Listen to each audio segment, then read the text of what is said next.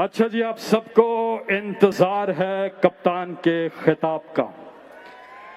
मैं जब छोटा सा था, अभी भी छोटा हूं, 40 के करीब हूं सिर्फ, लेकिन इमरान खान साहब को जब जब बुलाया, हर बार दिल से इतनी खुशी महसूस की और अल्लाह ताला का शुक्र भी अदा किया कि यह मौका मिलता है कि इस अजीम लीडर को बुलाएं। लेकिन आज ये काम मैं अकेले नहीं करूंगा। आज कैपिटल अरीना में मौजूद तमाम पाकिस्तानी यहाँ पे आप सब ने मेरा साथ देना है और इंतजार की घड़ियां अब खत्म।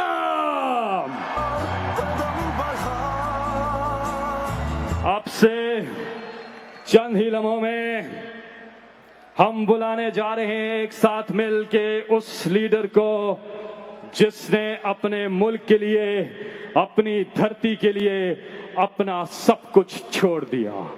सिर्फ एक मिशन कि पाकिस्तान के हालात बदलने हैं। आप अनथक मेहनत कर रहे हैं। पाकिस्तानियों, मेरे साथ मिलके आप बुलाएंगे उनको जो है पाकिस्तान की शान है। आप पाकिस्तान की आन है। आप पाकिस्तान की पूरी दुनिया में पहचान है। आप पाकिस्तान के खान है। आप वजीर आजम पाकिस्तान है। आप इमरान खान है।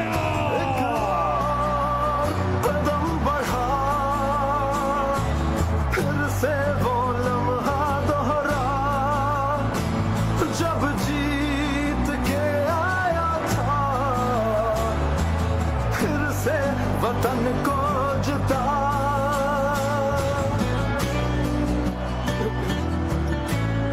बिस्मिल्लाहिर्रहमानिर्रहीम। इय्याका नअबुदु व इय्याका नस्तईन।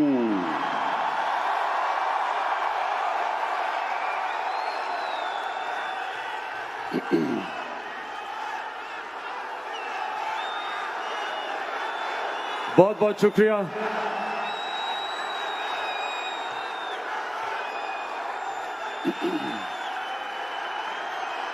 बहुत बहुत शुक्रिया आपका।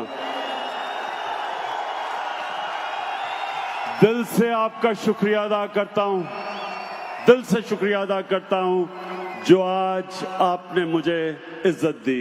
बहुत बहुत शुक्रिया आपका।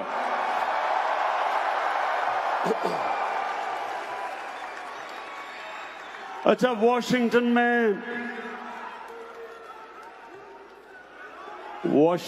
में मैंने सोचा था कि एक होटल के अंदर हम 500 1000 अपने पाकिस्तानी बुलाएंगे और मैं आपसे बातचीत करूंगा। मैं सोच भी नहीं सकता था कि इतने बड़े स्टेडियम में आपसे बातचीत होगी।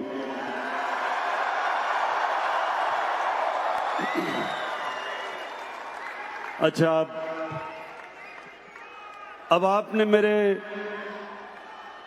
बड़ी आराम से अब मेरी बात सुननी है। सारे नारे बाद में, पहले मेरी आपने अब बात सुननी है।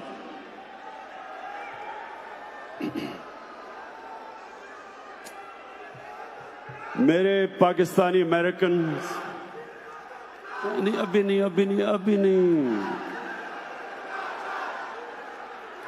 बन गया हूं।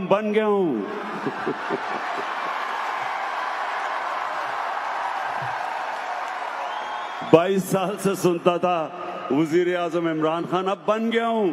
आदी नहीं हो रहे लोग इसके। अच्छा जी सुने, मैं सबसे पहले तो जिधर से भी आप आए हैं,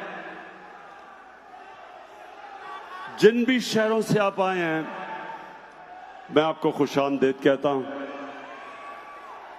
और मैं चाहता हूं आराम से मेरी बात सुने। आराम से, मैं कहीं नहीं जा रहा, आराम से आपसे बात करना चाहता हूं। देखिए मेरे पाकिस्तानियों,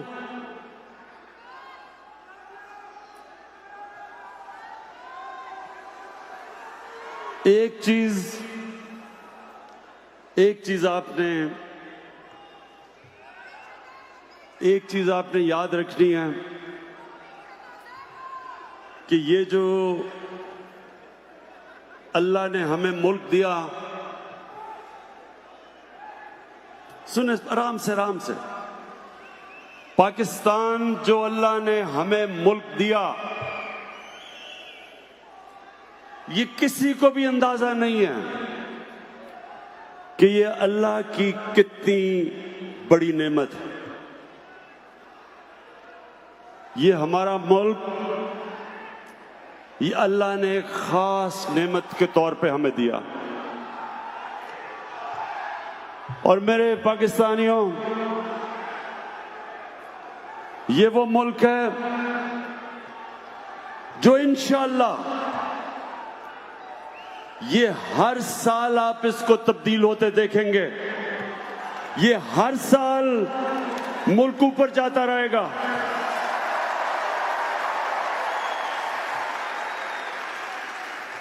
अब दो चीजें आपने समझनी है कि क्यों जमहूरियत दुनिया में आगे चली गई और बादशाह पीछे रह गई। इसकी दो वजूहात हैं और मैं चाहता हूं कि ये याद रखें कि ये दो वजह है कि हम क्यों पीछे रह गए और दुनिया आगे चली गई। मेरे पाकिस्तानियों, जमहूरियत के अंदर दो चीजें हैं जो बादशाह में नहीं है। नंबर 1, जमहूरियत के अंदर मेरिट है। बादशाह के अंदर मेरिट नहीं है। खून के ऊपर बादशाह में रिश्तेदारी है, खून है। जमहूरियत के अंदर मेरिट है। दुनिया के अंदर जो मुल्क आगे गए मेरिटोक्रेसी की वजह से, जो मुल्क पीछे रह गए, जितनी कम मेरिट उतना मुल्क पीछे रह गया। मैं आपको सिंपल मिसाल देता हूं, क्रिकेट की मिसाल देता हूं। क्रिकेट में ऑस्ट्रेलिया दुनिया की वो टीम है जो दुनिया में सबसे कामयाब रही है। क्यों कामयाब है? क्योंकि ऑस्ट्रेलिया के अंदर जो उनका निजाम है वो सारा टैलेंट ऊपर ले आता है, मेरिट है। पाकिस्तान, मैं आप सबके सामने कहता हूं, मैं दुनिया में क्रिकेट खेला हूं, सबसे ज्यादा दुनिया में अगर मैंने क्रिकेट का टैलेंट देखा तो वो पाकिस्तान में।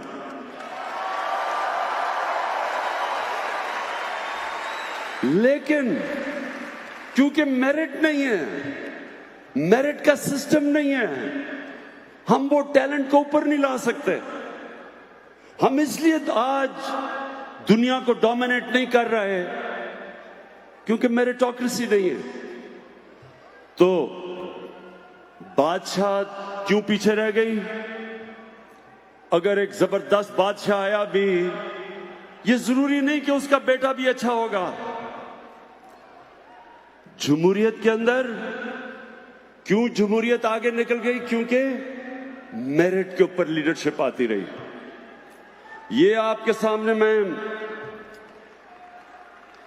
मैं मिसाल देता हूं कि इस मुल्क अमेरिका के अंदर क्योंकि जमहूरियत आ गई, क्योंकि अमेरिका में जमहूरियत आ गई, अमेरिका के अंदर इनकी मेरिटोक्रेसी ऐसी थी कि इनके लीडरशिप, अगर एक लीडर बुरा भी हुआ तो मेरिट के ऊपर लीडरशिप अच्छी आती रही। हमारे मुसलमान दुनिया में, आप हिंदुस्तान की मिसाल लें, मैं ही आज आप पाकिस्तानियों आज को इसलिए ये चीज कह रहा हूं क्योंकि आपको समझना चाहिए कि मुसलमान भी नीचे क्यों रह गए और पाकिस्तान भी आगे क्यों नहीं बढ़ सका। जो पहले 150 साल मुगल बादशाह रहे, हिंदुस्तान दुनिया की सुपर पावर थी। 150 साल जो दुनिया में हिंदुस्तान का जीडीपी था वो 25% से ऊपर था, सुपर पावर थी। एक से एक बेहतर मुगल बादशाह आया।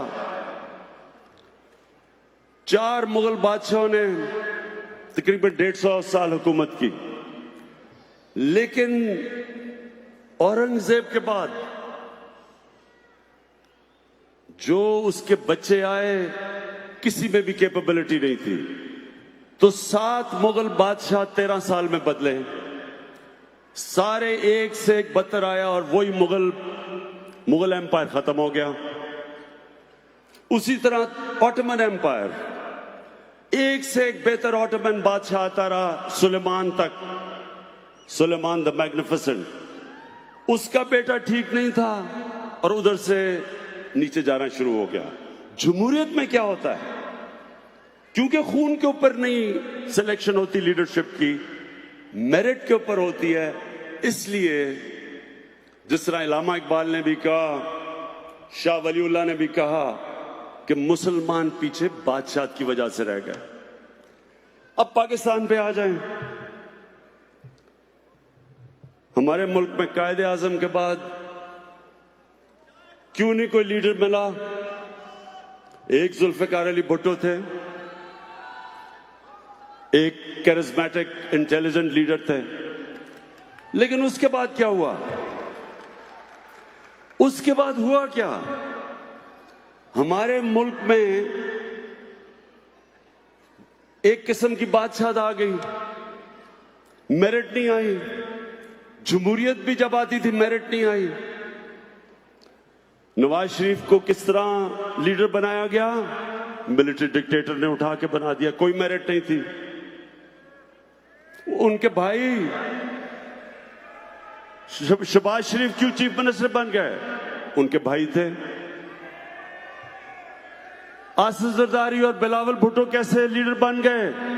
कागज के पर्चे पे कहा कि जनाब हमारी वालदा हमें छोड़ गई है। उधर वली खान की फैमिली, वो भी फैमिली सिस्टम आ गया। उधर मौलाना फजलुर रहमान, उसके भाई भी और उसके बच्चे आ गए।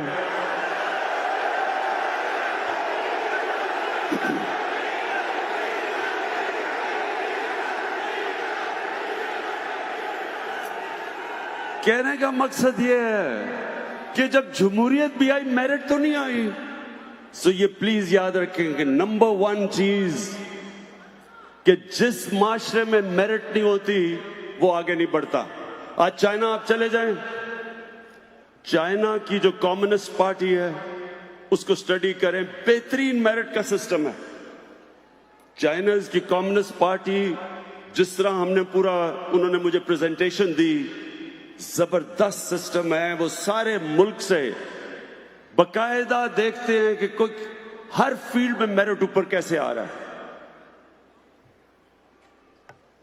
और दूसरी चीज तो नंबर 1 जमहूरियत की खासियत मेरिट, और नंबर 2 जमहूरियत के अंदर जो मुल्क का सरबराह होता है वो जवाबदेह है। हजरत उमर मदीना की रियासत के अंदर, हजरत उमर जैसे एक अजीम लीडर को आम आदमी खड़ा होकर पूछता है कि किधर से आपने ये पैसा आया जो आपने कपड़े पहने हुए हैं? लीडर जवाब देता। हजरत उमर ने ये नहीं कहा कि तुम्हारी मिजाल है मेरे से पूछो, या जो आजकल पाकिस्तान में हो रहा है ये नहीं कहा कि पता नहीं मैं कौन हूं। हजरत उमर ने जवाब दिया, लीडर जवाब देता। बरतानिया के अंदर जब जमहूरियत की शुरुआत हुई, मैग्ना कार्टा में 800 साल पहले, तो क्या कोशिश थी कि लीडर को, जो बादशाह था, उसको कानून के नीचे लेके आए। और वो स्ट्रगल एंड में चलती चलती चलती उन्होंने, उनका बादशाह भी था तो वो भी जवाब देता। तो ये याद रखें, ये दूसरी चीज, जमहूरियत तब कामयाब होती है जब लीडरशिप जवाबदेह होती है। अब दूसरा हमारा देख ले पाकिस्तान का प्रॉब्लम। जब लीड इनसे जवाब लेते हैं कहते हैं इंतकामी कार्रवाई हो गई। जब जब जब अदालत फैसला करती है तो कहते हैं क्यों निकाला।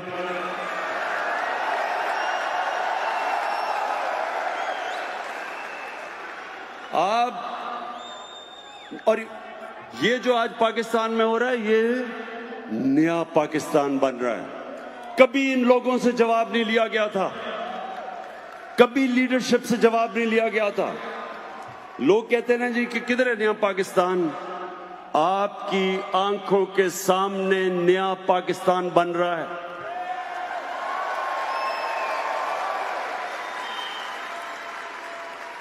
जिसको जब सवाल पूछते हैं ताकतवर से, जिस भी ताकतवर से सवाल पूछते हैं वो ये अपना जवाब नहीं देता, अपनी सफाई नहीं पेश करता। वो कहता है इंतकामी कार्रवाई है। एक तो सारे मेरी तारीफ करना शुरू कर देते हैं। जिससे पूछो, शाहिद खाकान अब्बासी से पूछो, आसिफ जरदारी से पूछो, नवाज से पूछो, शहबाज, सारे मुझे कहते हैं कि जी इमरान खान करवा रहा है। क्या करवाया इमरान खान ने? सारे केसेस इनके ऊपर पुराने हैं, हमने कोई केस नहीं किया, ये इनके जमाने के केसेस हैं। हमने सिर्फ इदारों को आजाद किया है, हमने सिर्फ नैब को आजाद किया है, हमने FIA को आजाद किया है। मेरे पाकिस्तानियों, नबी सल्लल्लाहु अलैहि वसल्लम उन्होंने कहा था कि तुम्हारे से पहले बड़ी कौमें बर्बाद हुई जिधर एक कानून ताकतवर के लिए और दूसरा कमजोर के लिए। हमारे सामने, हमने अपनी आंखों के सामने पाकिस्तान को नीचे जाते देखा। मैं जब बड़ा हो रहा था 1960s के अंदर पाकिस्तान सबसे तेजी से तरक्की कर रहा था बर्रे-सगीर में, बल्कि एशिया में पाकिस्तान की मिसाल दी जाती थी। वो मुल्क जो सबसे तेजी से तरक्की कर रहा था, इंडस्ट्रियलाइज हो रहा था। हमारी ब्यूरोक्रेसी सारी एशिया में सबसे टॉप पे ब्यूरोक्रेसी मानी जाती थी। हमारे हॉस्पिटल, मैं गवर्नमेंट हॉस्पिटल में पैदा हुआ था, गवर्नमेंट हॉस्पिटल का बेहतरीन स्टैंडर्ड था। हमारी यूनिवर्सिटीज की डिग्रीज दुनिया में एक्सेप्ट होती थी। मिडिल ईस्ट से लोग हमारे पाकिस्तान में पढ़ने आते थे। HSN कॉलेज जिधर मैं पढ़ा हूं, वहां मलेशिया के शहजादे आके पढ़ते थे, बाहर से लोग आके पढ़ा करते थे पाकिस्तान में। और वही पाकिस्तान को हमने आहिस्ता आहिस्ता नीचे जाते देखा। और वो नीचे क्यों गया? एक तो बदकिस्मती से जो 70s में एक सोशलिज्म आई, जो ना सोशलिज्म थी, ना तीतर था ना बटेर था, उसकी वजह से हमारी इंडस्ट्रियल ग्रोथ रुक गई। लेकिन असल तबाही 1985 के बाद आई। 1985 के बाद नॉन पार्टी इलेक्शंस में पहली दफा पैसा चलना शुरू हुआ, पहली दफा सियासत के अंदर रिश्वत चलनी शुरू हुई, पहली दफा सियासत के अंदर डेवलपमेंट फंड्स के नाम पे सियासतदानों को खरीदा गया। छांगा मांगा में रेस्ट हाउस में सियासतदानों को नीलाम किया गया और हमने अपनी सामने पाकिस्तान को नीचे जाते देखा। तो आज हम जब इस मुल्क को उठा रहे हैं, ये दो चीजें हमने लेके आनी है। एक कि जो भी पब्लिक ऑफिस होल्डर है, जो मुल्क का सरबराह है, वो कौम को जवाब दे।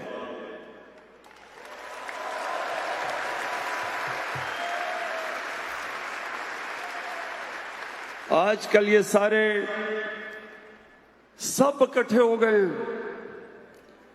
कोई दीनी जमात है, फजल रहमान इस्लाम को लेके आ रहा है, वो भी एक साथ है। दूसरी तरफ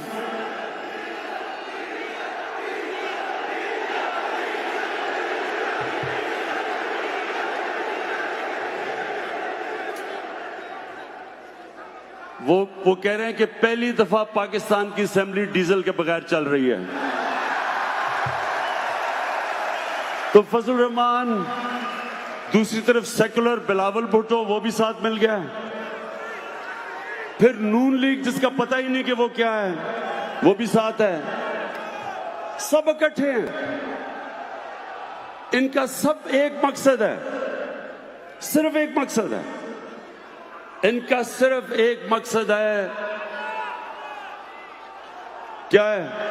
बताएं क्या है एक मकसद? 3 लफ्ज सुनना चाहते हैं मेरे से, NRO, यानी कि जो अब तक इक्तदार में बैठ के मुकमुका है, सब एक चीज चाहते हैं।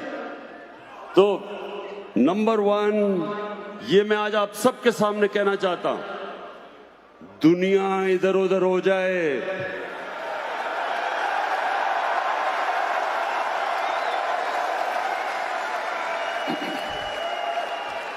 मुझे बल्कि बाहर से भी सिफारिशें भिजवाई हैं। एक आध बादशाह ने भी मुझे सिफारिश की है। लेकिन ये वक्त है, आज अगर हम खड़े हो गए, हमने ताकतवर का आज एहतसाब कर दिया, इनकी प्रॉपर्टीज अटैच करनी हमने शुरू कर दी हैं, इनकी बेनामी प्रॉपर्टीज हमने पकड़नी शुरू कर दी हैं, इनने जो अरबों अरबों रुपया बाहर लेके गए हैं, बाहर की गवर्नमेंट से हमने बातचीत शुरू कर दी है कि ये पैसा वापस लेके आए।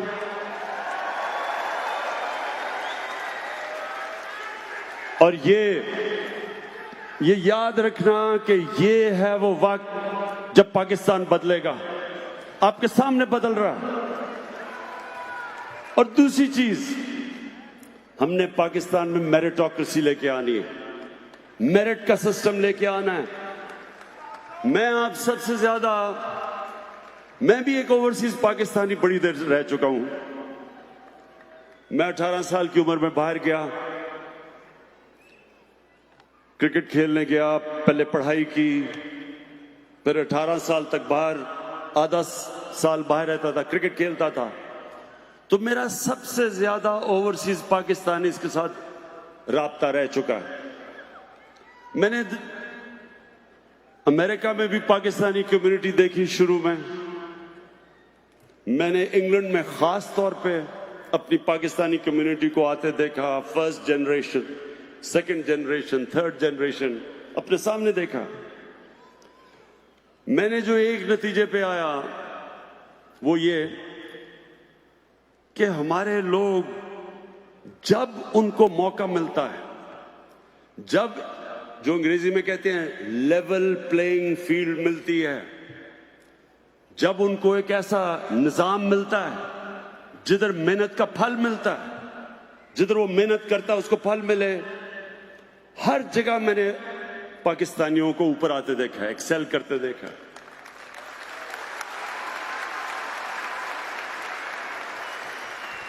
क्योंकि पाकिस्तान में मेरिट नहीं, मौके नहीं मिलते, क्योंकि पाकिस्तान के अंदर वो सिस्टम ही नहीं जो मौका देता है आम आदमी को ऊपर आने का। हमारा तालीम का सिस्टम नहीं ऊपर आने देता। किस मुल्क में है इंग्लिश मीडियम थोड़े से तबके के लिए, उर्दू मीडियम बाकियों के लिए, फिर दीनी मदरसे? किस मुल्क में 3 सिस्टम चलते हैं? हमारा तालीम का निजाम ही हमारे निचले कमजोर तबके को ऊपर नहीं आने देता। एजुकेशन अपार्थाइड है। और यहां इधर मौके मिलते हैं लोगों को। हमने कितने, मैंने अपनी आंखों के सामने मजदूर देखे आते हुए इंग्लैंड, उनके बच्चे मुफ्त गवर्नमेंट स्कूलों में पढ़े और वो देखते देखते किधर से किधर पहुंच गए। तो क्यों नहीं कर सकते हम अपने मुल्क में? और इंशाअल्लाह ये है पहली दफा पाकिस्तान में, अब ये पहली दफा हो रहा है पाकिस्तान में कि हम गवर्नमेंट स्कूलों के अंदर सिस्टम ठीक कर रहे हैं, एक सिलेबस लाने की कोशिश कर रहे हैं सारे स्कूलों के अंदर कि एक मेन सिलेबस हो सबके लिए।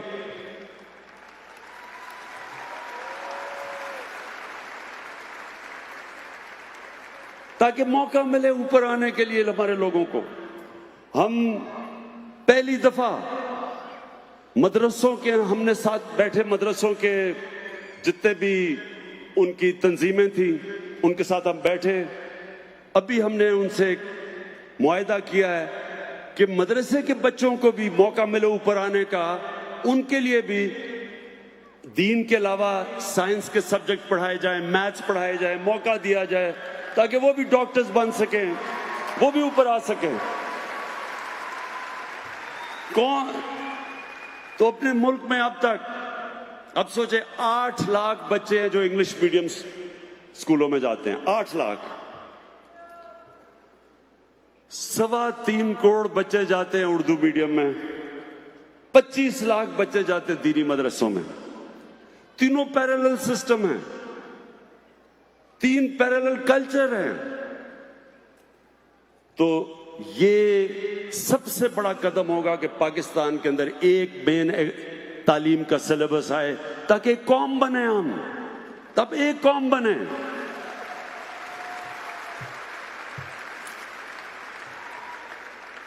और मेरिट का सिस्टम तब आएगा पाकिस्तान में जब ये जो खानदानों की सियासत है ये खत्म हो, ये जो जागीरदाराना निजाम है ये खत्म हो। और ये पहली पार्टी है आपकी, तहरीक इंसाफ पहली पार्टी है। कोई इमरान खान का रिश्तेदार किसी ओहदे पे नहीं है, कोई मेरा दोस्त किसी ओहदे पे नहीं है। ये पहली पार्टी है जो मेरिट के ऊपर लोग आ रहे हैं। और इंशाल्लाह इस पार्टी से हम आपको नए लीडर निकाल के दिखाएंगे। जिस तरह मुराद सईद एक आम स्टूडेंट से उठ के एक लीडर बन गया है, फेडरल मिनिस्टर है आज, किसी का रिश्तेदार नहीं है। और हमाद अजहर अभी एक हमारा नया लीडर उभरा है जिसको फिर हमने फेडरल मिनिस्टर बनाया है। कहने की मैं ये कोशिश कर रहा हूं कि ये मुल्क, हमारा मुल्क आपके सामने उठेगा। आपके सामने आप देखेंगे कि सिर्फ हम निजाम ठीक करके मौका देंगे निचले तबके को ऊपर आने का। मैं आपको एक मिसाल देता हूं नमल यूनिवर्सिटी की। मैंने नमल यूनिवर्सिटी क्यों बनाने का फैसला किया? क्योंकि मियांवाली के अंदर मैं जब हल्के में फिरता था तो बेरोजगारी थी, नौजवान बेरोजगार फिर रहा था, जुर्म की तरफ जा रहा था, मंशियात की तरफ जा रहा था। तो मैंने सोचा एक टेक्निकल कॉलेज बनाऊंगा ताकि हुनर सीखे। लेकिन वो जगह इतनी खूबसूरत थी कि मैंने यूनिवर्सिटी बना दी। अब आप ये सोचें कि वहां उर्दू मीडियम के बच्चे, उनको पहले हमने अंग्रेजी पढ़ाई, फाउंडेशन कोर्स करवाया, ब्रैडफोर्ड के साथ वो यूनिवर्सिटी की एफिलिएशन करी। ब्रैडफोर्ड इंग्लैंड की यूनिवर्सिटी थी। मैं आपको अब ये समझाने की कोशिश कर रहा हूं कि कितना बड़ा टैलेंट हमारा नीचे है पाकिस्तान में, जिसको मौका नहीं मिलता ऊपर आने के लिए। वही बच्चे उर्दू मीडियम स्कूल से उठ के पहले इंग्लिश सीखी, फिर ब्रैडफोर्ड यूनिवर्सिटी की डिग्री उन्होंने बैठ के ली। और ब्रैडफोर्ड यूनिवर्सिटी में सिर्फ 12 या 13% बच्चों को फर्स्ट डिवीजन मिलती है। नमल में 55 से 60% बच्चों ने फर्स्ट डिवीजन ली। तो आप ये खुद सोचें कि कितना ज्यादा हमारा टैलेंट जाया हो रहा है पाकिस्तान में, क्योंकि हमारा निजाम ही एलीट का है, ऊपर ही नहीं आने देता लोगों को। तो सबसे ये दूसरा बड़ा हमारा चैलेंज है। लेकिन मैं आज अपने इतने बड़ा क्राउड जो पाकिस्तानी आए हुए, मैं आपको एक और चीज कहना चाहता हूं कि हमने जितना जितना टाइम गुजरता जा रहा है, ये 10 महीने, मैंने खुद, मुझे अंदाजा नहीं था कि अल्लाह ने पाकिस्तान को क्या क्या दिया।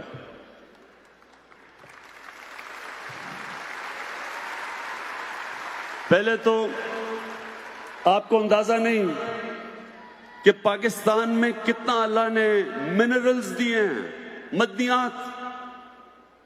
जो पाकिस्तान के पास तांबे के जखीरे हैं वो दुनिया में 4-5 बड़े मुल्कों के मुकाबले में अरबों अरबों डॉलर के जखीरे पड़े हुए वहां। और हमारी बदकिस्मती देखें कि एक रेको डिग के अंदर अच्छा भला वहां बाहर से कंपनी आई, काम शुरू होने लगा था। अब वो मैंने इंक्वायरी की है, पता चलेगा कि क्या वजूहात है, कि क्या वजह है कि वो सुप्रीम कोर्ट ने फैसला करके उस कॉन्ट्रैक्ट को खत्म किया, जो आज हमें बहुत ज्यादा एक इंटरनेशनल कोर्ट के अंदर फाइन भी हुआ है उसका $6 अरब का। लेकिन ये सोचें कि वो जो वहां अंदाजा लगाया जाता है कि $200 अरब के तो वहां सिर्फ एक जगह पे तांबे के रिजर्व्स और सोना पड़ा हुआ है, तो 10 साल से कोई काम ही नहीं हो रहा क्योंकि कोर्ट केस हो गया। और इसके पीछे क्या होगा? आज मैं बता रहा हूं कि इसके पीछे करप्शन थी, पैसे मांग रहे थे, रिश्वत थी। और यही वजह है, याद रखें पाकिस्तानियों, हमारा मुल्क पीछे रह गया सिर्फ एक वजह से, करप्शन। बड़ी बड़ी कंपनीज पाकिस्तान में नहीं आती। आज मैंने इन्वेस्टमेंट के लिए कंपनीज को आज मिला हूं, कतर में मिला हूं, सऊदी अरेबियन कंपनीज में, चाइना की कंपनीज मिला हूं। हर कंपनी एक ही बात करती है कि वो इसलिए पाकिस्तान नहीं आते क्योंकि वहां पैसे मांगते हैं, करप्शन है, रिश्वत मांगते हैं। तो ये अपने ज़हन में डाल दें कि अल्लाह ने इस मुल्क को पहले तो मिनरल्स दिए हैं, तांबा दिया, कोयले के बड़े रिजर्व्स हैं। पाकिस्तान को तो कभी बिजली की कमी 100 साल तक नहीं होनी चाहिए, जितने बड़े सिर्फ कोयले के रिजर्व हैं थर के अंदर। 180 अरब टन का कोयला पड़ा हुआ है पाकिस्तान में, 180 अरब टन, यानी इसका मतलब सऊदी अरेबिया से ज्यादा बिजली पाकिस्तान में कोयले से बना सकते हैं हम। अभी मैं 2 हफ्ते पहले मुझे दुनिया का टॉप जो मिनरल की कंपनी ऑस्ट्रेलिया की, उसका नाम है एंड्रू फॉरेस्टर है, वो मुझे मिलने आया। वो मुझे कहता कि सारी दुनिया को पता है कि पाकिस्तान में कितने ज्यादा तांबे के रिजर्व्स हैं, कोयले हैं, सोना है, लेकिन कहता दुनिया इसलिए नहीं आती, करप्शन की वजह से लोग पैसे मांगते हैं। तो ये मैं आज आपको बता रहा हूं कि इंशाल्लाह आप देखेंगे कि ये अब कंपनीज पाकिस्तान आएंगी, बड़ी बड़ी कंपनीज, क्योंकि हमारे पास तो पैसा नहीं है जो मिनरल्स जो इनकी एक्सप्लोरेशन करें। तो ये कंपनीज आएंगी, जितना भी हमारे ऊपर अभी कर्जा चढ़ा के ये गए हैं पिछले वाले, इंशाल्लाह सिर्फ और सिर्फ क्लीन गवर्नमेंट दे के, करप्शन खत्म करके, इंशाल्लाह हम आपको दिखाएंगे इस पाकिस्तान को उठा के।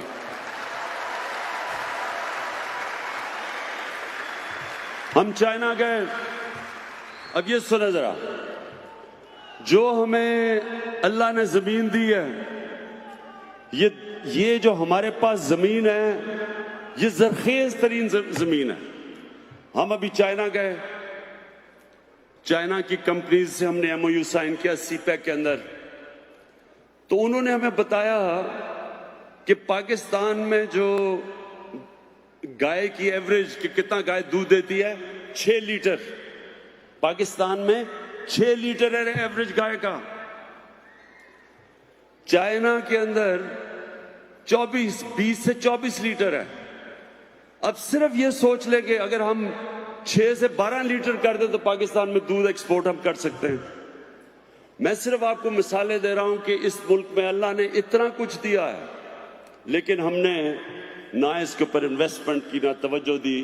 तो इंशाल्लाह जो चाइना से हमने अब साइन किए हैं कॉन्ट्रैक्ट्स सीपैक के अंदर, और जो हमारे से MOU साइन किए हैं, वो हमारे तो हर इशू, हर जगह टेक्नोलॉजिकल हमारे लिए मदद भी कर रहे हैं, इंडस्ट्री रीलोकेशन कर रहे हैं सीपैक के अंदर। तो इंशाल्लाह आप देखेंगे आने वाले दिनों में कि हम पाकिस्तान को हर चीज में, इंडस्ट्री में भी आप देखेंगे डेवलपमेंट। और वो जो मेरा ख्वाब है कि एक दिन बाहर से दुनिया पाकिस्तान में नौकरियां ढूंढने आएगी।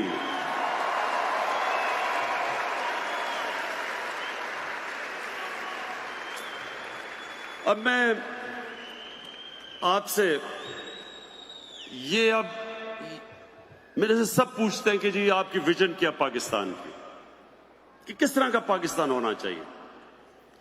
तो मैं ये आपके सामने अपनी विजन रखता हूं। मैं ये समझता हूं कि ये बड़ा जरूरी है आप सबको समझना, क्योंकि हर कौम किसी मकसद के लिए पैदा होती है। हर कौम का एक मकसद होता है, एक विजन होती है, एक नजरिया होता है। पाकिस्तान बना था और उसका एक बड़ा ख्वाब था पाकिस्तान। इलामा इकबाल और कायदे आजम, जो एक लीडर को मैं मानता हूं, कायदे आजम को, और इलामा इकबाल जो शायद ही इतना बड़ा मुसलमान दुनिया में कोई ज़हन हो पिछले 500 साल में, तो इनकी क्या थी। मैं ये चाहता हूं कि आप अपने बच्चों को जो अमेरिका में बड़े होंगे उनको प्लीज ये एक चीज समझाएं कि ये क्या ख्वाब थी पाकिस्तान की। और मैं ये इसके ऊपर अपनी ये बात खत्म करूंगा। मैं चाहता हूं कि ये बड़े गौर से समझें, क्योंकि जो आपके बच्चे हैं उनको ये पता होना चाहिए कि क्या मकसद था इस मुल्क का बनने का। देखिए, पाकिस्तान बना था, उसको इलामा इकबाल ने जिस तरह कहा, इसने एक इस्लामी फलाई रियासत बनना था। वो क्या, कौन सी इस्लामी फलाई रियासत बननी थी? जो कि मदीना की रियासत थी। मदीना की रियासत क्या थी? कितने लोगों को पता कि मदीना की रियासत क्या थी? मदीना की रियासत एक मॉडर्न स्टेट थी, मॉडर्न प्रिंसिपल्स पे बनी हुई थी। वो जो कुरान शरीफ के अंदर अल्लाह ने हमें कहा है कि नबी सल्लल्लाहु अलैहि वसल्लम की सुन्नत पे चलो, उनके रास्ते पे चलो, उनकी शरिया पे चलो, उनकी शरिया मदीना की रियासत थी। मदीना की रियासत के क्या असूल थे, ये आप मेरे बड़े गौर से आपने मेरी बात सुननी है। मदीना की रियासत दुनिया की तारीख की पहली फलाई रियासत बनी थी। एक इंसानियत का निजाम बना था, अदल और इंसाफ का निजाम बना था। मदीना की रियासत, मदीना के रियासत के वो कौन से असूल थे? सबसे बड़ा असूल था, उसमें रहम था। एक कमजोर के लिए रहम था। बेवों, यतीमों, माजूरों, गरीबों, बूढ़ों को पेंशन्स पहली दफा मदीना की रियासत में शुरू हुई थी कि रियासत ने बूढ़ों की भी जिम्मेदारी ली थी।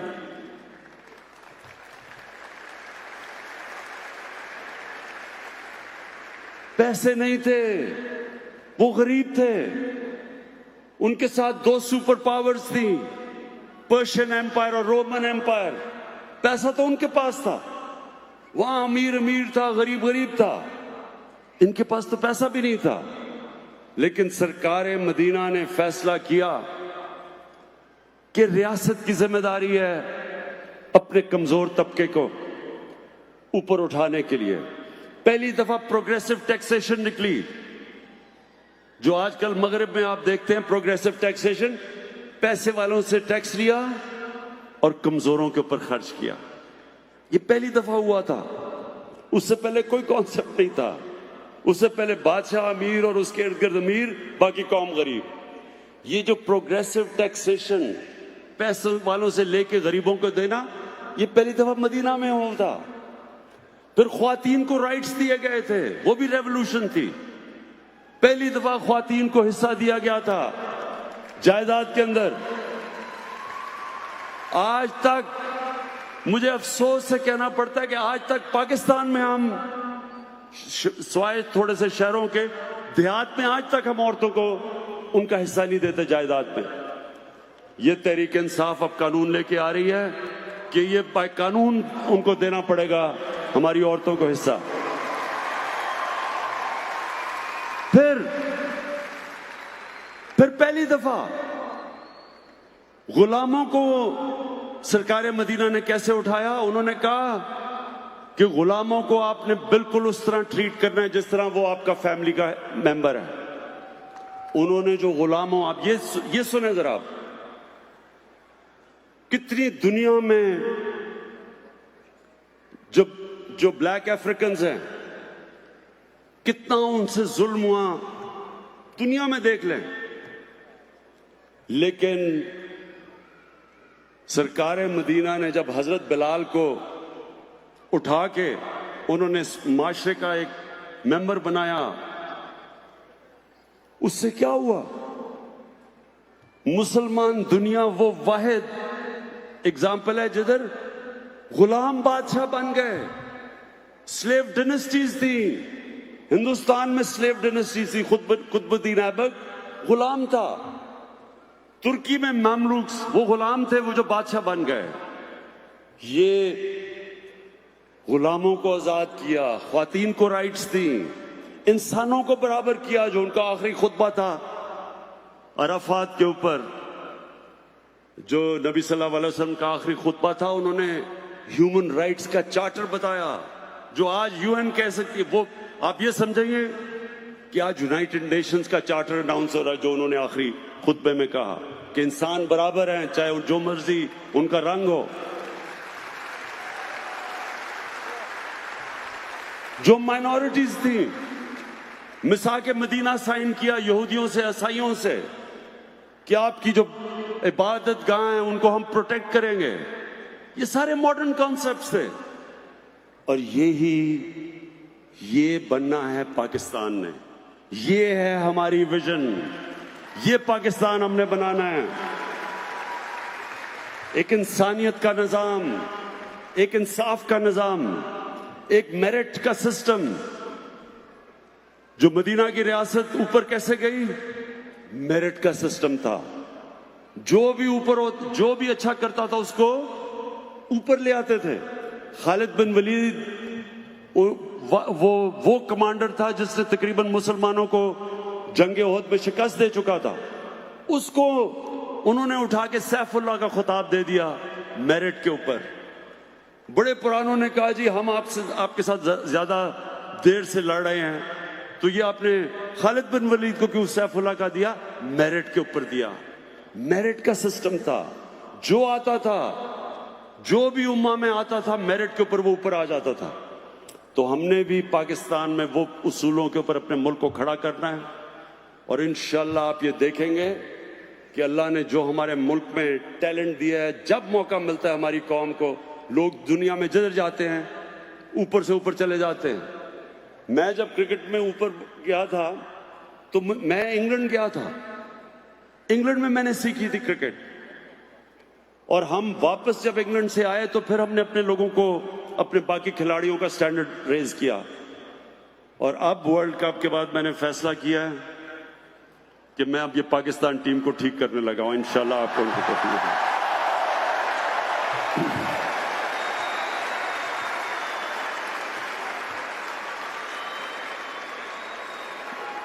काफी मायूसियां हो चुकी हैं। इंशाल्लाह जो अगला वर्ल्ड कप में आप जो पाकिस्तानी टीम देखेंगे, अभी मेरे ये लफ्ज याद रखना कि वो टीम बिल्कुल एक ऐसी प्रोफेशनल टीम आपको लेके आएंगे ग्राउंड के अंदर, बेस्ट टीम लेके आएंगे। और सिस्टम ठीक करेंगे, निजाम को ठीक करेंगे। निजाम ऐसा लेके आएंगे कि इंशाल्लाह बेहतरीन टैलेंट पाकिस्तान का ऊपर आएगा। अब एक फर्स्ट क्लास स्ट्रिक्ट, वो इंशाल्लाह मैं आपको करके दिखाऊंगा। उसी तरह बाकी खेलों के अंदर। लेकिन मेरी आखिर में, हाँ, पीआईए की फिक्र ना करें, मुझे पीआईए का भी पता है, पीआईए को भी हम ठीक कर रहे हैं। आपको ये मैं बता दूं, जब हमें इक़्तिदार मिला, आप यकीन करें, एक इदारा नहीं था जो रिकॉर्ड खसारा नहीं कर रहा था। पीआईए, वफदा, रेलवे, जो भी इदारा ले, बिजली यानी गैस, सब नुकसान कर रहे थे। और अभी भी ये पूरी जंग चली हुई है। ये इंशाल्लाह हमारा एक थोड़ा मुश्किल वक्त है। ये हमारा मुश्किल वक्त है, 4 महीने 6 महीने साल तक रहेगा। लेकिन इंशाल्लाह हम आपको पाकिस्तान को निकाल के दिखाएंगे, इस मुल्क को अपने पैर पे खड़ा करेंगे।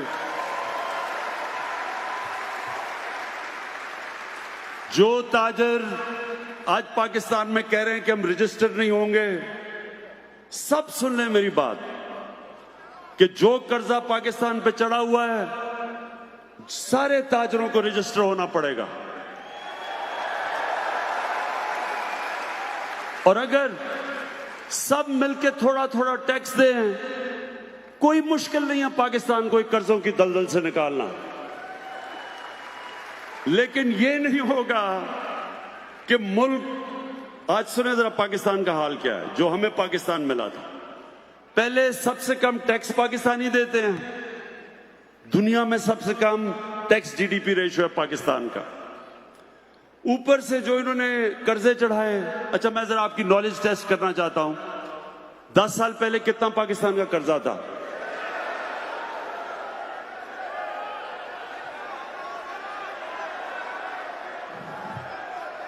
$6,000 अरब रुपया 10 साल पहले पाकिस्तान का कर्जा था। और 10 साल के बाद इन दोनों ने किधर तक पहुंचाया? 30,000 अरब रुपया। फिर से सुने 60 सालों के अंदर पाकिस्तान का कर्जा 6,000 अरब था। 60 सालों में, 10 सालों में इन दोनों ने 6 से 30 अरब पे कर्जा लेके गए। क्या किया इस कर्जे का? मुझे बताएं तो सही, पैसा गया किधर? किधर गया पैसा ये? और ये पैसा हमने इनसे निकालना है।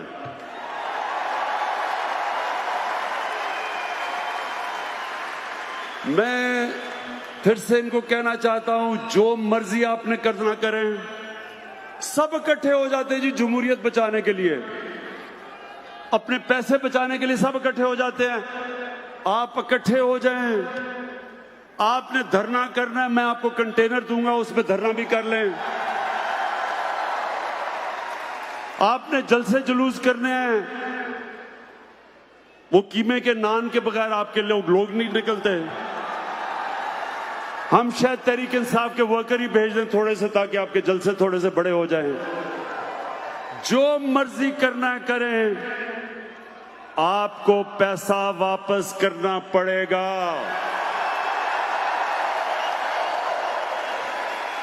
नवाज शरीफ कहते हैं जी मैं खाना घर से मंगवाऊंगा, खाना अच्छा नहीं है जेल का। फिर कहते हैं जी एयर कंडीशन लगा दो जेल में, अब टीवी चाहिए जेल में। 80% पाकिस्तानियों के पास तो एयर कंडीशन ही नहीं है। 80% कम से कम 60% के पास टीवी नहीं है। तो अगर हमने आपको जेल सजा के लिए भेजा हुआ है, तो जिस तरह के ये जेलों में रह रहे हैं, इससे ये तो सजा नहीं है। लोग तो खुशी से, आधी पब्लिक तो खुशी से जेल में जाएगी अगर उनको टीवी भी मिल जाए, खाने भी मिल जाए, एयर कंडीशन भी मिल जाए। सजा तो ना हुई है। तो मैं ये आप सबको आज सबको ये कहना चाहता हूं कि वापस जाके मैं ये टीवी शीवी तो जेल से निकालू ना। मैं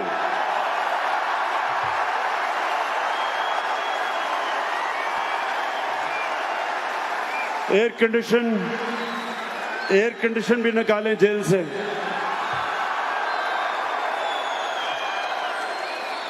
मुझे पता है मरियम बीबी बड़ा शोर मचाएगी, लेकिन मरियम बीबी पैसा वापस कर दें, वो जेल से बाहर जा सकते हैं। पैसा वापस कर दें। एक तरफ हमारी कौम, हमारे लोगों के पास ना अच्छा अस्पताल है, ना स्कूल है, ना साफ पीने का पानी है कई जगह, क्योंकि पैसा नहीं है हमारे पास। और दूसरी तरफ आप जेल में फैसिलिटीज इसलिए, और आसिफ जरदारी दूसरे जेल में है। जरदारी का भी मैं देख रहा हूं, वो जेल में जाता है, अस्पताल चला जाता है, सारा टाइम अस्पताल में गुजार लेता है। आसिफ जरदारी आपको भी जेल में रखेंगे, ना टीवी होगा, ना एयर कंडीशन होगा।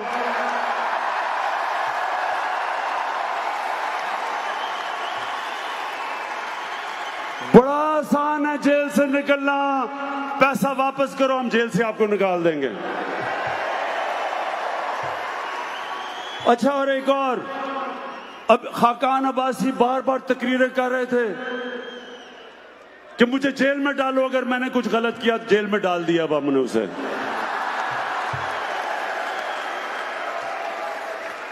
अच्छा, मौलाना फजल रहमान,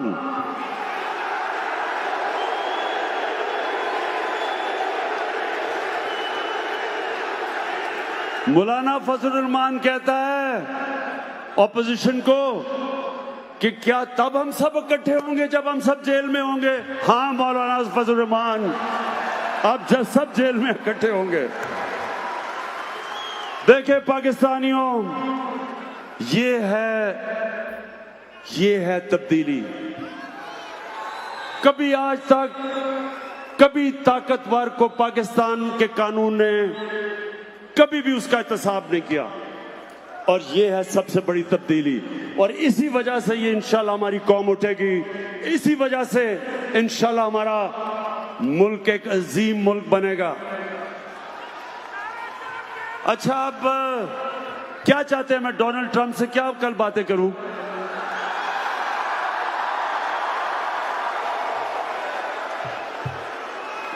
मैं पर्चियां लाया हूं जेब में, मैं पर्चियों से पढ़ूंगा बैठ के।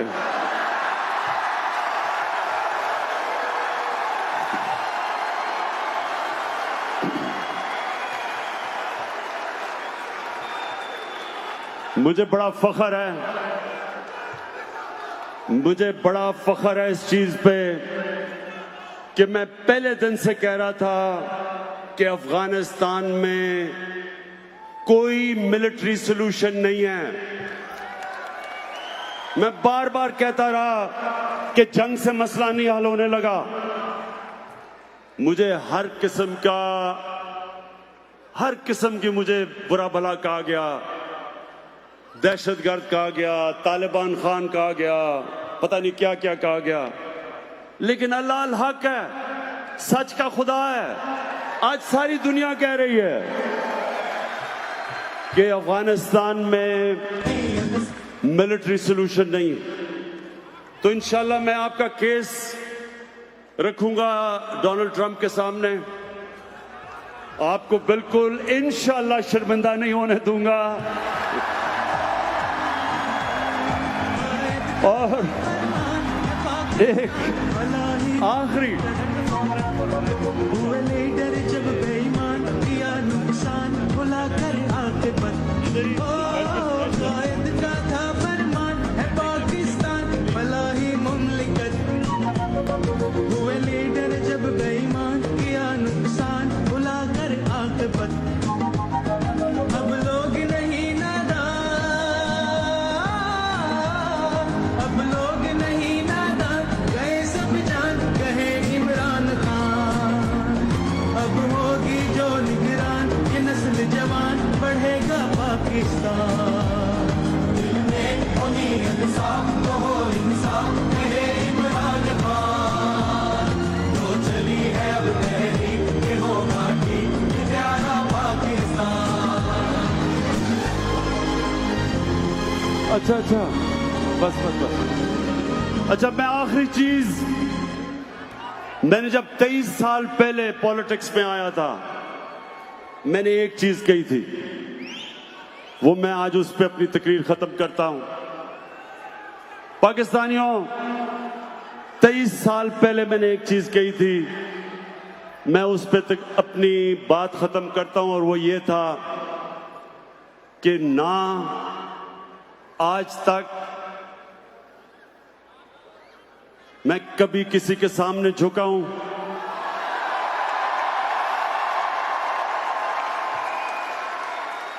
सिवाय अल्लाह के, और इंशाल्लाह कभी अपनी कौम को किसी के सामने नहीं झुकने दूंगा, इंशाल्लाह। ख़वातीन हज़रात, आपको बहुत बहुत मुबारक हो, क्योंकि अमेरिका की तारीख का ना सिर्फ ओवरसीज पाकिस्तानीज़ का सबसे बड़ा ये मजमा है, बल्कि अमेरिका की तारीख का बड़े बड़े पॉलिटिकल गैदरिंग्स में इसका शुमार होता है। आपको बहुत बहुत मुबारक हो।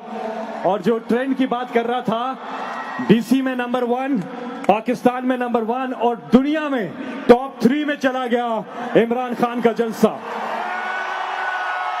और आप सबका बहुत बहुत शुक्रिया। आराम से निकलिएगा, जाइएगा। जाने से पहले ख्वातीन और हज़रात, पाकिस्तान का कौमी तराना।